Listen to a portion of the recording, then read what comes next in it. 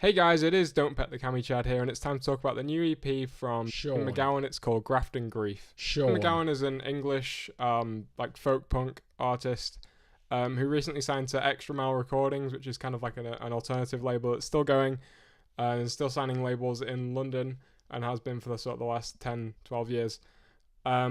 So whenever this label signs someone new, I tend to check them out because they've had a ton of quality artists, Will Varley, Skinny Lister, Frank Turner obviously headlining the bill, and yeah, usually they sign some interesting acts. But prior to this EP, I actually have no experience with Sean's music really. I checked out two of his songs like once or twice when he first signed to the label. That was Apple Core and No Show, which actually made it onto this EP, and I fairly enjoyed those. So I was looking forward to this EP. I'd also like to say the album cover, which is should be up there. I actually really like this. It's kind of like a tax return, but I really like the colouring on it. But yeah, this EP kind of adopts a sort of like a punk poetry type approach on the vocals. I'm new to it, but I quite like the style, and I thought it was worth checking out. Now, the song that I just mentioned, No Show, I feel kind of sums up the theme of this album quite well in one song. It's kind of like an aggressive subversion of the expectation to go to work, and I kind of like the kind of quick fire vocals on the verses, and then the chorus itself is actually probably the catchiest on the EP. I like the way the verses are kind of anecdotal, whilst the chorus kind of declares this kind of, it says, I'll be a no-show, that's kind of the line. And I like the kind of aggressive vocal take on that. I think the songwriting on this cut was really good, but I would say, I don't know how much I dig the production on this thing. I feel like I really like the drums in the background, especially the way the hi-hat crashes towards the end of the chorus, and that's really nice, and it kind of sums up the aggression of the whole thing. And because it's acoustic, it kind of takes the gentleness out of it, and it kind of smashes it up a bit. But I'd really like to see those higher in the mix, to be honest, because what we kind of get is kind of this volume deficit between the verse and the chorus, a little bit, like a tiny bit.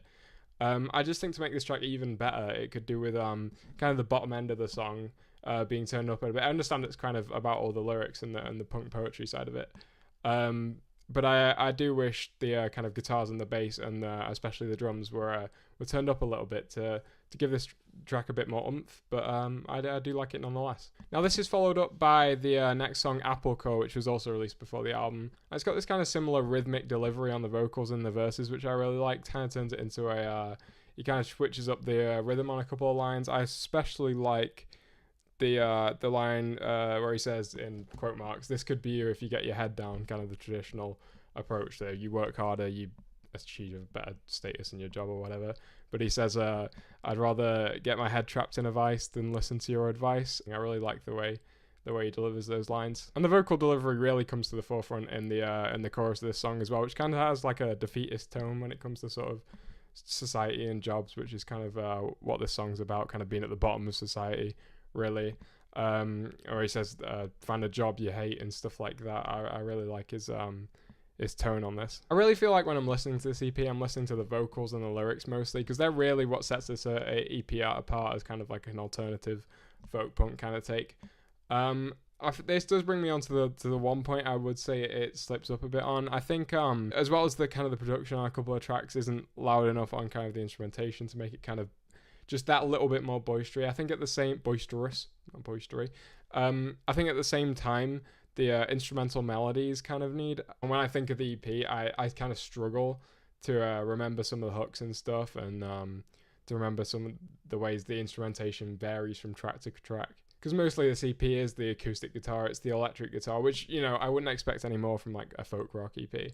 But I feel like they're playing mainly chords, and there's not many memorable sort of licks on the guitar, if you get me, which I feel like could have been weaved in there somewhere to make it a little bit more varied. And this is why the song Dog Tag is really one of my preferred cuts on this thing. After the first chorus, it has like an electric guitar kind of breakdown where it's like kind of fast.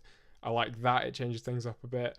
It just becomes the electric guitar itself, and it has this really interesting outro where he changes the lyrics a bit after he talks about equality, and he has this fastly strummed acoustic guitar where he's on about everyone being the same and stuff. I really like that. Really, for me, moments like that are the most refreshing moments on this EP, and they sort of justify the 5 songs that he spends on sort of the same topic, Graft and Grief. The song Clear Conscience really, I think, is my favourite track on this thing, because it balances the kind of varied musical approach. I feel like the way this song is arranged and kind of the chorus on this thing, where it says, "Is it wrong to want more?" It's kind of like a one-line chorus type thing, but it has the oomph of kind of like a pop punk chorus. I think obviously, you know, it lacks some of the other conventions of pop punk, but I really like the attitude this one takes on. At the same time, the lyric itself, "Is it wrong to want more?" is kind of an interesting question on whether this kind of honest approach he decides to take, he claims that he takes on towards life several times on the EP, whether that is compromised when one desires more money, desires more material possessions. I think that's quite an interesting idea, summed up in one line. Really, I think this EP shines when it can say a lot about modern UK society in as few sort of witty lines as possible. And when the album ends off with kind of this little outro and intro poem called The Gag, where he says, "This world will be ours with a little graft and grief," I think that really sums up what's good about this album. That kind of idea that we should really be working hard for a better world rather than working hard to better our social position. I think that kind of rounds off this EP quite nicely, and this review, in fact.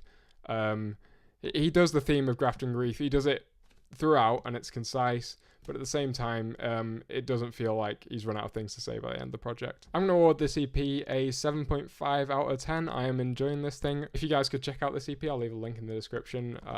It's worth it. It's definitely worth it. I had a good time listening to it, and I hope you guys do too.